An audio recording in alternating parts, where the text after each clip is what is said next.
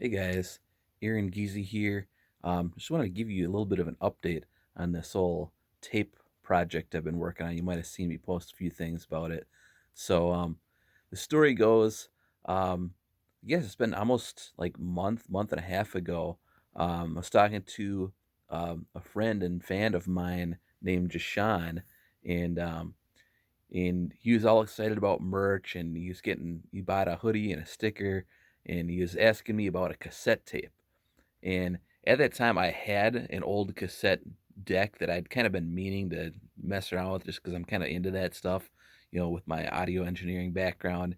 And so I had that, and my brother was visiting, and he, totally by coincidence, was like going through really old cassettes that we had recorded, as kids, and like just going through old stuff, while he was visiting. And so like that just kind of sparked, all these things happening, Jashawn talking to him, this thing with my brother, having an old cassette. I thought old cassette deck. I thought, hey, I'll spend some time. I'll mess around with this. I'll see what I can do. And I had a blank cassette that we had found through digging out some of those really old cassettes. And I just started trying like recording some stuff on there and just seeing what it sounded like, seeing what I could do. Doing some research, watching some videos on YouTube about people making do-it-yourself cassettes. And my first results were not that good. The sound was not good. Um, Dolby noise reduction is a thing you kind of need to know about with tapes. And if you don't do that right, that can give you some really weird, bad sounding stuff. Um, there's just a lot of tricks to kind of figuring out tape. Tape machines, they can get old, they can get dirty. There's a lot of little things that can get out of adjustment that need to be adjusted.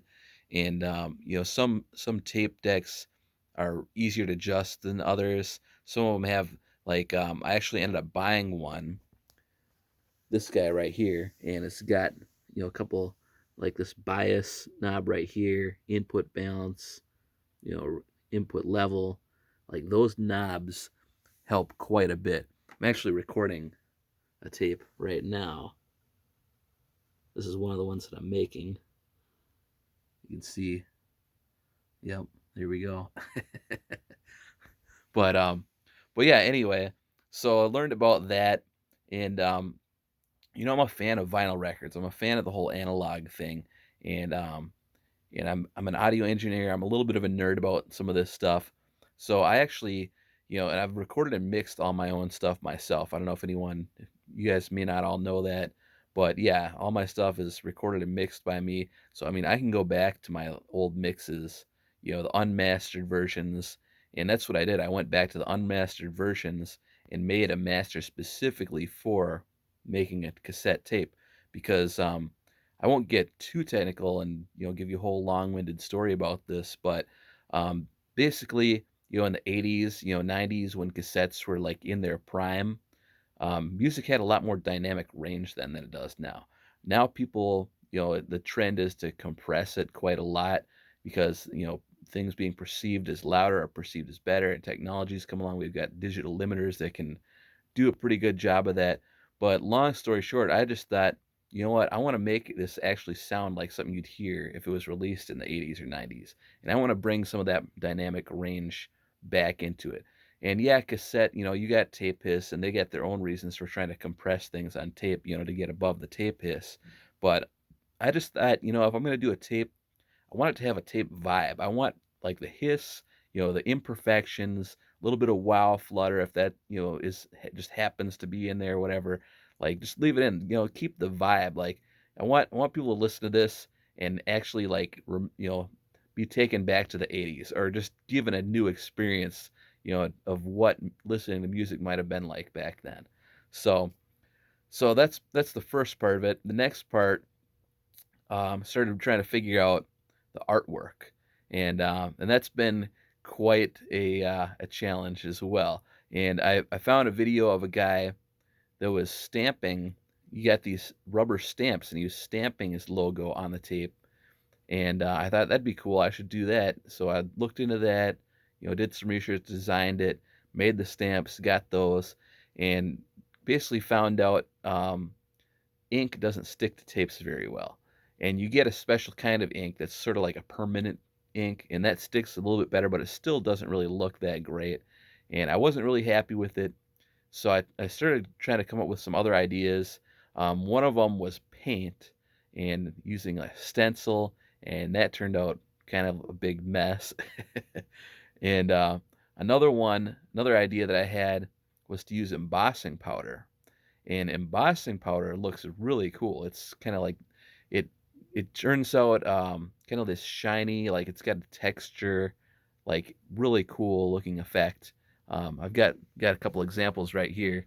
So yeah, I started out like this is a black one, but it's got, it's like it feels smooth. This is yeah, I'm taking you through kind of my steps in this process. So I started out, I went to the store. Here's this. So I bought what they had at the store. They didn't have a lot of options or colors, but this is called tinsel. And I didn't really know at the time that tinsel is actually another word for glitter. I thought it would be maybe kind of like a metallic looking thing, but nope. Yeah, it's glitter.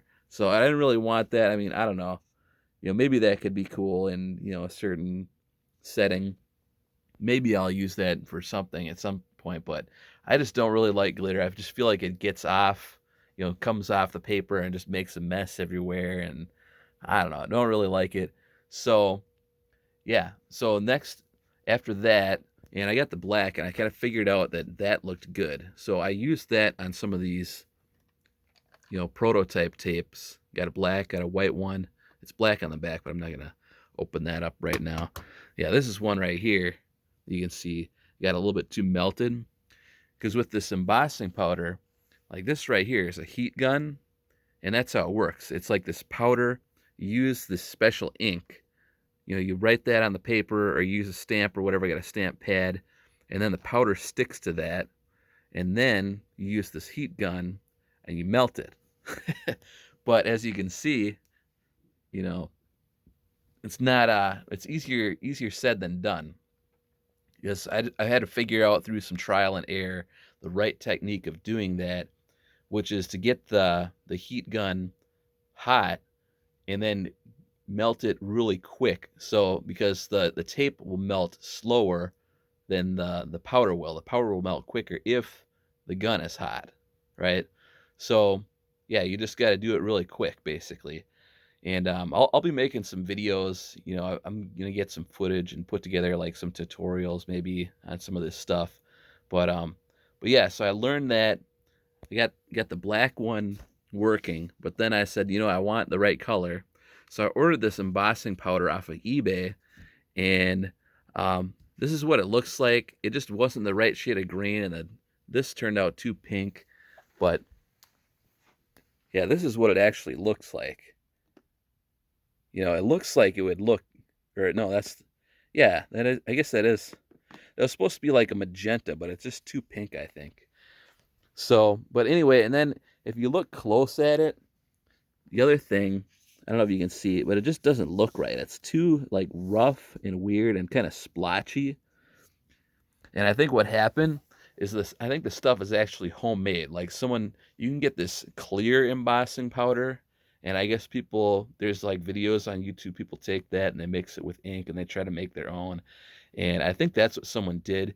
And it just didn't really turn out that great. I mean, I'm sure that would work great in a lot of situations, but I don't know. For what I'm doing, it's just not quite the right color and just doesn't look quite right. So here's my latest, you know, this is some stuff I got off Amazon. I don't know why that's not. Hold on.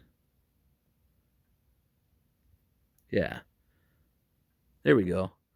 Some stuff I got off Amazon. And yeah, it looks a little bit better. The lighting still doesn't look, I don't know. Anyway, you get the idea. But I like the magenta.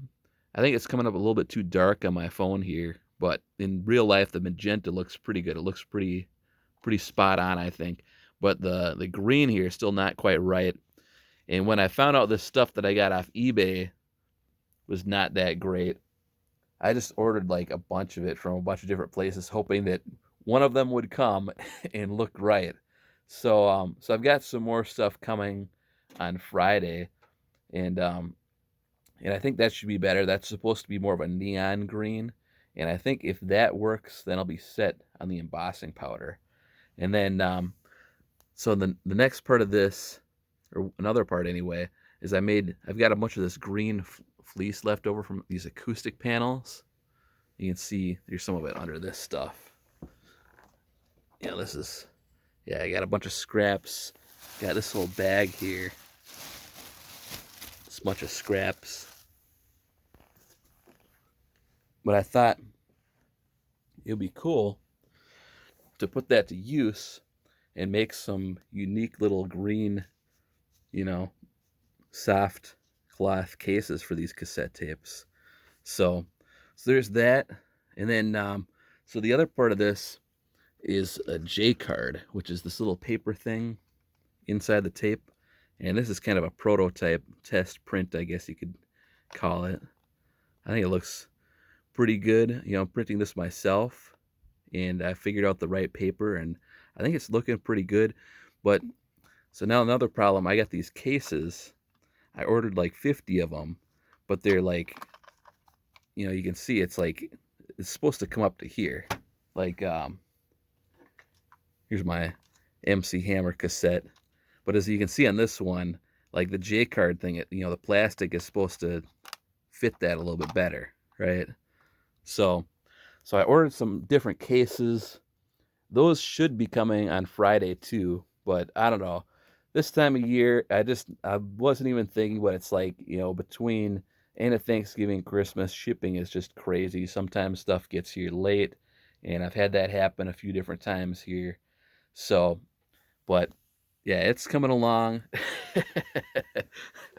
Other part of this, yeah, a lot of parts to this big project here with all the stuff is my shipping room. I got this printer. I had a printer. It was an inkjet printer that stopped working because I didn't use it often enough. It got clogged. So I just didn't have a printer for a long time. And I was pretty lucky. I actually got a Black Friday deal on this guy and saved me quite a bit of money. But it's a nice printer. Should be able to put it to use for a lot of things more than just, printing J cards and stuff like that, but printing, I don't know, receipts, like packing slips. I don't know. I mean, stuff that you use a printer for. But yeah, and then I got this. This guy is a thermal printer, and this will, do like packing labels or shipping labels or whatever you want to call them. And then got some envelopes here to put the tapes in. This is my box of tapes here. These are all those cases that are like the wrong ones. But I don't know. Maybe I'll figure out a way to use these somehow. Maybe I can make a different J card that fits that a little bit better. I don't know. It's just kind of annoying, but I mean that's what happens, Anytime you try to do something that you haven't done before, you got to learn a few things the hard way. You got to spend a little bit of money that maybe goes to waste, but that's just the nature of being an entrepreneur, or the nature of research and development. Yeah, and then down here, I just want to show you. This is kind of cool. So I figured out when I was doing this research on these printers, I got this thermal printer which doesn't use ink, so that's a big plus. And UPS, if you sign up on an account, you can get free shipping labels sent to you. So I got this huge box of 6,000 shipping labels. I don't know, 6,000, that's going to last quite a while. So I think it should be good on that. And yeah, I got the thermal printer. So yeah. So I think that should be good. That should last quite a while and doesn't use ink. So in the long run, that'll save me some money. And this is another big thing. Like, I didn't have any of this shipping table set up before, but now that I have it, this has really opened the door. Like, I knew this is something that I would need to do eventually, and I guess this is just a good reason to push me to get that done. But now I'll be able to do a lot more things. Like, the tape is just the first product that it's just like I've used third-party websites to have T-shirts and things like that. They can do print on demand, but anything that I want to do myself that's unique, like this cassette tape project, you know, like, I can't really get that done at one of these third-party, Teespring, Redbubble type of websites. So, that's just a huge thing that I just think is really cool that I can make stuff, very customized, very unique, with my own hands and be able to ship that out to people and sell that on my website and all that stuff. And, and maybe if these government lockdowns ever let up, maybe I can sell these at some live shows too. So, but yeah. So that's what I got for you guys. I just wanted to give you a little bit of the story, a little bit of what's going on. As you can see, it's been quite the journey. A lot of steps, a lot of trial and error, but I'm really excited to be getting these tapes out to you guys hopefully soon. I really wanted to have them out before Christmas. It's deadline's getting close, you know what I mean? I don't know like how long the shipping will take or how soon people, there's still other stuff I got to do. I still got to touch up a few things with my J card. I've been thinking about doing another like insert with like a little booklet kind of thing. I'm still looking into some of those details, trying to get it worked out, and I actually got to get it up on my website and that setup. And I've looked into that and kind of figured out a few of the details on getting that set up. But yeah, still something else that needs to be done. So like I said, I really wanted to get these out before Christmas. It's just cutting it kind of close, and we'll see what happens. Either way, these are coming out soon. So, yeah, thanks guys for listening to me ramble about all these steps in the process of getting this cassette tape out. But I think it's gonna be really cool when it's done, and I'm excited to have it out for you. So, all right, guys, I'll see you in my next video.